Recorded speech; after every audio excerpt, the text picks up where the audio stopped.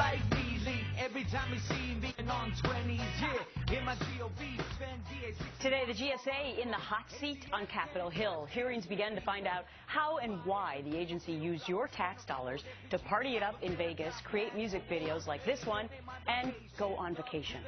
California Congressman and Chair of the Transportation and Infrastructure Subcommittee, Jeff Denham, has been trying to get information on the GSA since last year, and he joins me now live from D.C. Good morning to you, Congressman.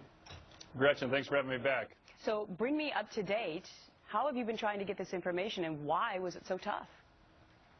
Well, we've literally brought it up at every hearing for the last year and a half. We wanted to see where this funds had its expenditures. I mean, this is basically a slush fund. All of the federal properties that we have across the nation, they pay rent back to the federal government. It goes into this pot. So it's outside of the president's budget. It's outside of Congress's budget. And it sits out there, and they've been able to spend lavishly without any control or any transparency.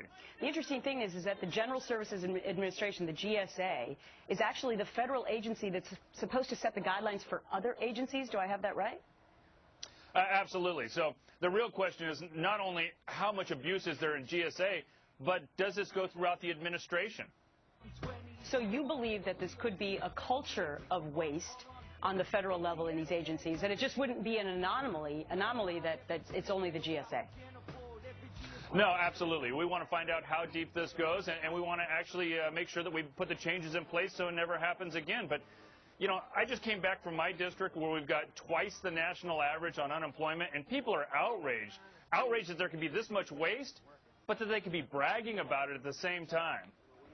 Now, one of the top people at the GSA, this Jeff Neely, we've been reporting that allegedly he went to Hawaii on a 10-day trip for a 1-hour amount of work at a ribbon-cutting ceremony.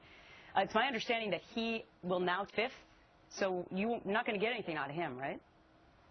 Well, we're going to continue to subpoena people. We want the facts on how bad this is, how deep it goes, and why they actually went against the president, who had an executive order out there that there wouldn't be any bonuses, and they went out and gave themselves bonuses internally.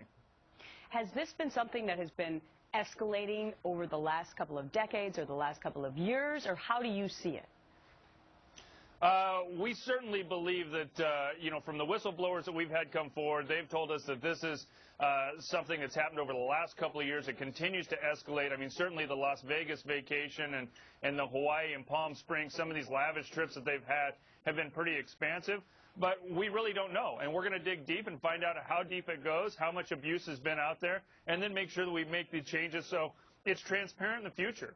It's so ironic, since we've been talking so much about the national deficit for the last couple of years, and then to see this kind of waste, a lot of Americans are angry about it.